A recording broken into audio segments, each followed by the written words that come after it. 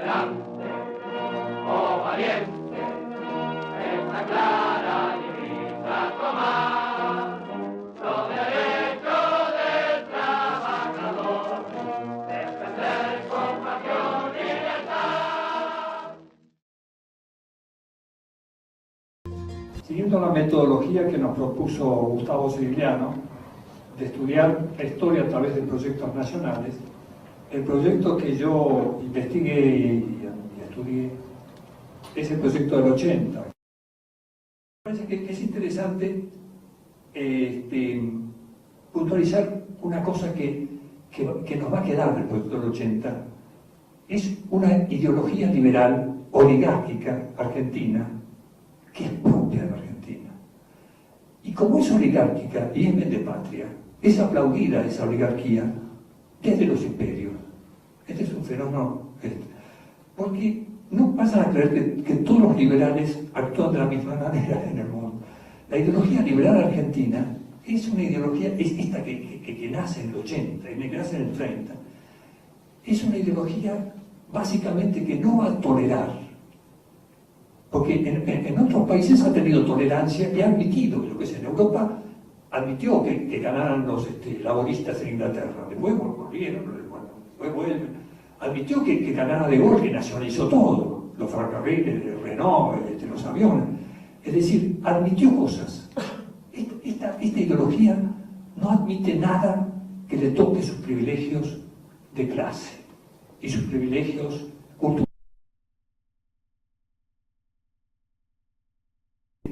Da una visión de una ideología liberal que tiene, digamos, Smith cuando la estudia, reconoce que en su expansión colonialista, ese liberalismo inglés trató de formar un odio al Estado y sobre todo al poder político, porque el poder político puede intervenir por necesidades sociales en el juego de los poderosos.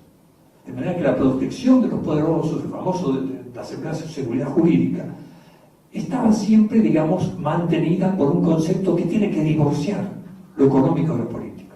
Por eso de ahí el mercado y de ahí el Estado, al que nosotros vemos como enemigos, cuando en realidad, digamos, lo normal es que el Estado y el mercado funcionen juntos, como también el campo y la industria. ¿Por qué tenemos que tener un campo enemigo de la industria? Toda esta ideología liberal argentina, es decir, es realmente destructiva a partir del 30, socavante de la identidad nacional, socavante del desarrollo nacional. Y este es un tema, inclusive, digamos, hay una cosa que, como es ideología que trabaja sobre dos puentes, trabaja sobre la cultura. ¿Y quién está en contra de la libertad de pensamiento, de la libertad del hombre? ¿Viste? Todos los intelectuales en el fondo son liberales. Es decir, entonces hay una cosa que enseguida ven el autoritarismo en cualquier decisión que no les gusta, ya es autoritarismo, tiranía, qué sé yo, unos nombres terribles, dictadura. Aunque sean gobiernos que tengan mayorías populares, no importa. Entonces separan la cultura y la educación, la separan de la economía. Smith decía que en ese liberalismo colonialista había una decisión fundamental. El espíritu era culto, el espíritu era libre. Y después el cuerpo se dedicaba a los negocios mercantiles. Es decir, era una decisión. Dice, pero había, él dice, no toleraban la violencia de la política. Pues claro, en ese orden liberal, cultural, educativo y mercantil, no había lugar para la política, porque la política, en el fondo, con todas sus limitaciones, es la que intenta recrear a través de la democracia el carácter pueblocéntrico de las sociedades y de los lazos sociales. Una herencia valiosa del proyecto del 80 me parece la preocupación de construir una nacionalidad patriótica, dado que era tal el aluvión de inmigrantes que ellos hicieron un gran esfuerzo para salir de toda esa modernización romántica, liberal, pro-inglesa y pro-francesa, y volver un poco a recuperar las raíces latinas, tanto españolas como italianas, que constituían las partes de la latinidad, lo cual tuvo una importancia bastante grande, y tiene una importancia grande ahora en este momento donde las inmigraciones son latinoamericanas, y donde, digamos, el gran juego de poder que se presenta para un proyecto nuevo tiene que ver con el continentalismo, con la Unión Sudamericana,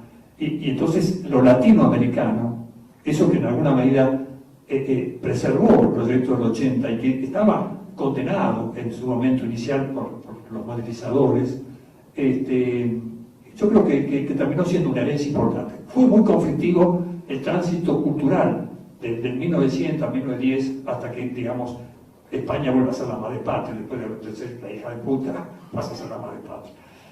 Después hay vigencias de carácter negativo. Bueno, yo te digo, la ideología totalitaria, liberal totalitaria, que no acepta ningún juego de poder, ni siquiera democrático, transicional, y en cuanto sube un gobierno que supone que va a alterar sus órdenes, comienza a socavar a través de sus diarios, porque desgraciadamente casi todos los medios responden a esta lógica nacional e internacional de la sociedad actual y del capitalismo, que es una sociedad manejada por la propaganda y por los medios de consumo, ¿no?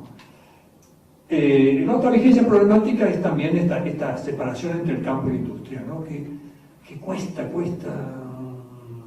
salvarla y que es tan vital, tan vital.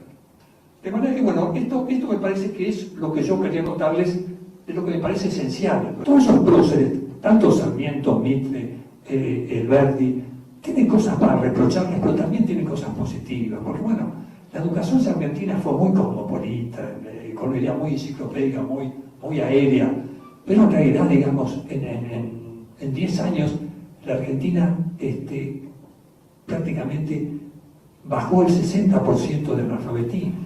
Y Alberdi, que en realidad, digamos, impuso esta constitución liberal, donde Perón dice una cosa muy importante, dice, se le dieron demasiados derechos y muy pocos deberes, porque si vos vas a ser dueño de 50.000 hectáreas o de 40.000 hectáreas, tenés que saber que tenés obligaciones que cumplir por eso, que no sos dueño absoluto de esa hectárea.